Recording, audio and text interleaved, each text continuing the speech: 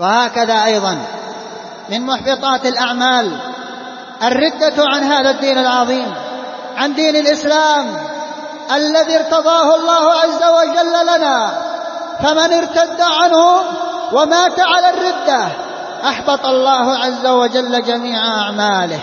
قال سبحانه: ومن يرتد منكم عن دينه فيمت وهو كافر فأولئك حبطت أعمالهم في الدنيا والآخرة وأولئك أصحاب النار هم فيها خالدون.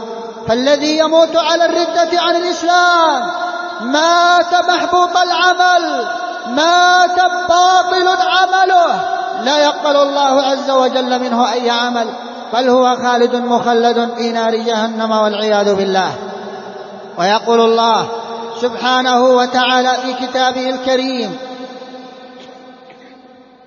ومن يكفر بالإيمان فقد حبط عمله وهو في الآخرة من الخاسرين.